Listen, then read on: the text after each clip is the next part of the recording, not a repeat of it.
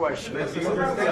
Hey, I will respond to this. So look, for 4 years in the United States of America, we had a president who stood up at press conferences and talked tough about Vladimir Putin, and then Putin invaded Ukraine and destroyed a significant chunk of the country. The path to peace and the path to prosperity is maybe engaging in diplomacy. We tried the pathway of Joe Biden of thumping our chest and pretending that the President of the United States' words mattered more than the President of the United States' actions. What makes America a good country is America engaging in diplomacy. That's what President Trump is doing. Can I ask you?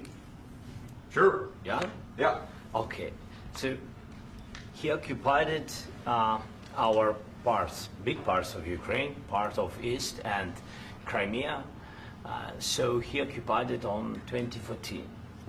So during a lot of years, so I'm not speaking about just Biden, but those time was Obama, then President Obama, then President Trump, then President Biden, now President Trump, and God bless, now President Trump will stop him. But during 2014, nobody stopped him. He just occupied and took. He killed people. You know what the contact line? 2015. 2014. 2014 and 2014. 2014. Yeah. So I was not here. Yeah, but that's exactly right. Yes, but during 2014 till 2022, yeah, the situation the same. The people are been dying on the contact line. Nobody stopped him. You know that we had conversations with him, a lot of conversations, my bilateral conversation, and we signed with him. Me, like a new president. In 2019, I signed with him the deal. I signed with him, Macron and Merkel, we signed ceasefire. Ceasefire. All of them told me that he will never go. We signed with him with gas contract. Gas contract. Yes, but after that, he broken this ceasefire. He killed our people and he didn't exchange prisoners. We signed the exchange of prisoners, but he didn't do it. What kind of diplomacy, JD, you are speaking about? What do you mean?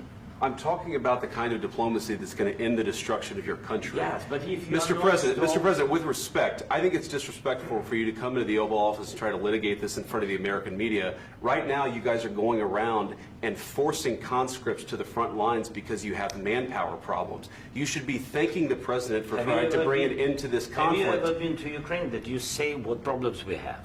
I have been to. Come once. I've actually watched and seen the stories, and I know what happens is you bring people, you bring them on a propaganda tour, Mr. President. Do you disagree that you've had problems bringing people into your military? And do you think that it's respectful to come to the Oval Office of the United States of America and attack the administration that is trying to prevent the destruction of your country? A lot of questions. Let's start from the beginning. Sure. First of all, during the war, everybody has problems. Even you, but you have nice ocean and don't feel now, but you will feel it in the future. God bless. You don't know that. God bless. You don't God know bless. that. You will not have a war. Don't tell us what we're going to feel. We're trying to solve a problem. Don't tell us what we're going to feel. I'm not telling you. Because I'm you're in no answering on position this to question. dictate that. That's exactly what you're doing. You're in no position to dictate what we're going to feel. We're going to feel very good. You will feel influence. We're going to feel very good and very strong. You will feel influence. You're right now not in a very good position. You've allowed yourself to be in a very bad position, and he happens to be right about it. From the very beginning of the war. You're not in a good position. You don't have the cards right now. With us, you start having I'm not playing cards. Right now, you don't. You're playing cards. Mr. President. You're playing cards. Serious. You're gambling with the president lives of anymore. millions of people. You're gambling with World War III. You're gambling with World War III. And what you're doing is very disrespectful to the country, this country, that's backed you far more than a lot of people said they should have. Have you said thank you once? This A lot entire of meeting? times. No, in this Even entire meeting, today. have you said thank Even you? today. You went to Pennsylvania and campaigned for the opposition in October. Offer some words of appreciation for the United States of America and the president who's trying to save your country. Please, you think that if you will speak very loudly about the war, you He's can... not speaking loudly. He's not speaking loudly. Your country is in big trouble. Can I Wait a answer? minute. No, you've done a lot of talking. Your country is in big trouble. I know. You're not winning. I know. You're not winning this. You have a damn good chance of coming out okay because of us. Mr. President, different. We are staying in our country, staying strong from the very beginning of the war. We've been alone, and we are thankful. I said thanks You haven't in been this alone. cabinet, You and haven't not been only alone. in this We cabinet. gave you, through I this said stupid thank you. president, $350 billion.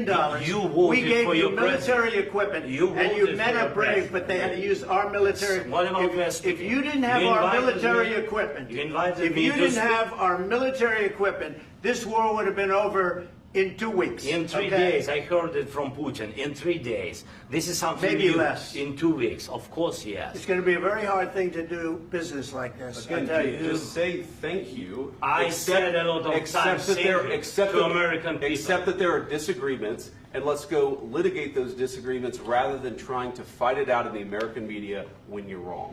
We know that you're wrong. But you see, I think it's good for the American people to see what's going on. I understand, sir. I think it's I very understand. important. That's why I kept this going so long. You have to be thankful. You I'm- don't have the I'm cards. thankful. You're buried there. Your people are dying. tell you You're again, running I low know. on soldiers. Don't- Listen, don't please, you're running Mr. low on President. soldiers. It would be a damn good thing. Mr. And then President. then you tell us, I don't want a ceasefire. I don't want a ceasefire. I want to go and I want this. Look, if you could get a ceasefire right now, I tell you, you take it so the bullets stop flying and your men stop getting killed. Of course, we want to stop the war. But you're I saying said- you don't want a ceasefire. But I said to you, I want a ceasefire. with guarantees. Because you'll get a ceasefire faster than an agreement. Ask our people about ceasefire, what they think. That wasn't doesn't with matter me. for you what- That what wasn't this with me. means. It That was wasn't with with you. a guy named Biden who was not a smart person. This That is was your, with, this that was is with your Obama. president. It was your president. Excuse me. That was with Obama, who gave you sheets, and I gave you javelins. Yes. I gave you the javelins to take out all those tanks. Obama gave you sheets.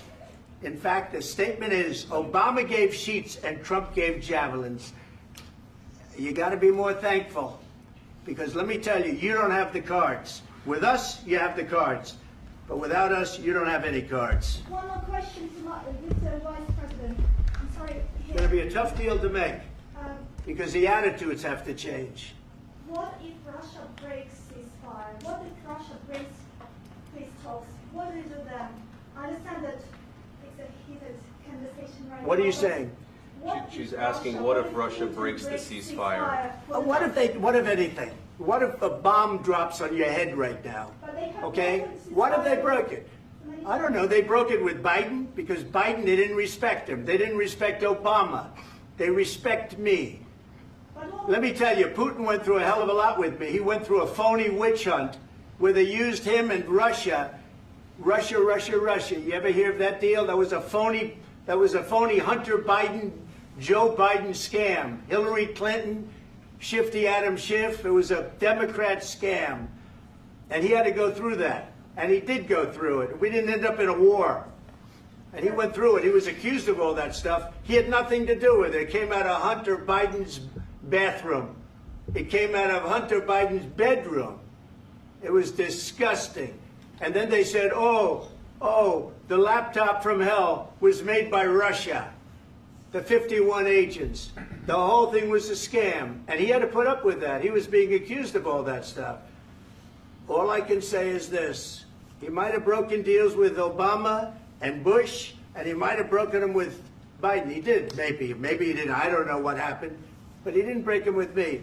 He wants to make a deal. I don't know if you can make a deal. The problem is, I've empowered you to be a tough guy. And I don't think you'd be a tough guy without the United States. And your people are very brave. But you're either going to make a deal or we're out. And if we're out, you'll fight it out.